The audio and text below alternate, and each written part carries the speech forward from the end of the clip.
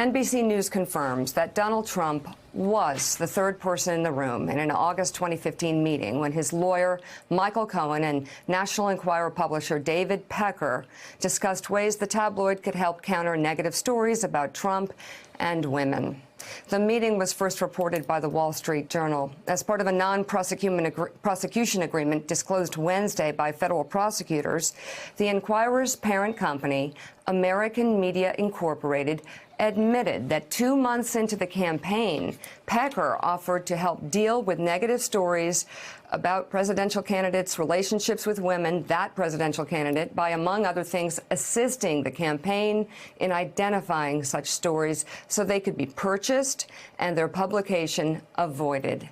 A year later, in August of 2016, after Trump had been nominated, AMI made a $150,000 payment in cooperation, consultation, and concert with and at the request and suggestion of one or more members of or agents of a candidate's 2016 presidential campaign.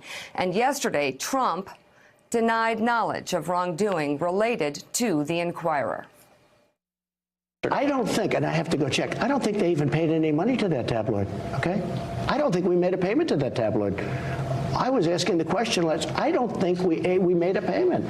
And then you have the other situation, and every lawyer, look, Trump didn't violate campaign finance laws, and neither did the president.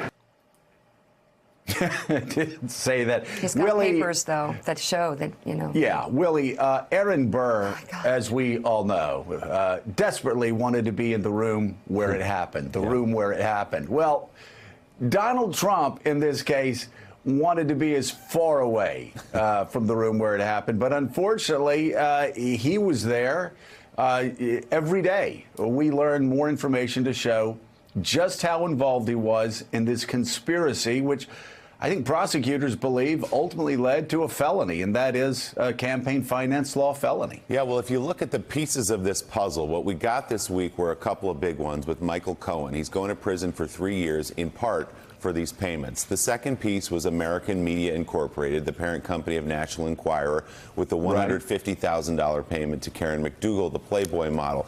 They have admitted as much in that non-prosecution agreement. The third piece you're waiting for is the Trump campaign. Well, now, Matt Miller, we have Donald Trump, according to NBC News is reporting, in the room with those two entities, Michael Cohen and American Media, plotting and planning and discussing how to pay off women and how to suppress these stories so that he can be elected president of the United States. The trick has been to connect these payments directly to the Trump campaign. Do you think we're any closer to that this morning? Yeah, I think we absolutely are. I mean, it's important not just that he was in the room at the beginning of this conspiracy in August of 2015, but also what he said in that room. As the Wall Street Journal reported, what he said was he looked at David Pecker and said, what is it you can do? How can you help my campaign? And we know that how he helped the campaign is to make an illegal corporate contribution to purchase this story. Later on, the president says that he doesn't think he ever reimbursed AMI, and he didn't. But that's not the issue. The issue is that AMI caused this illegal corporate money to be spent.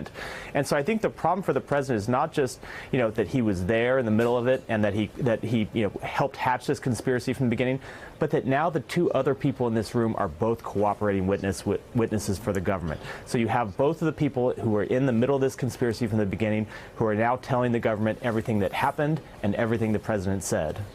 So thanks for checking out MSNBC on YouTube, and make sure you subscribe to stay up to date on the day's biggest stories. And you can click on any of the videos around us to watch more from Morning Joe and MSNBC. Thanks so much for watching.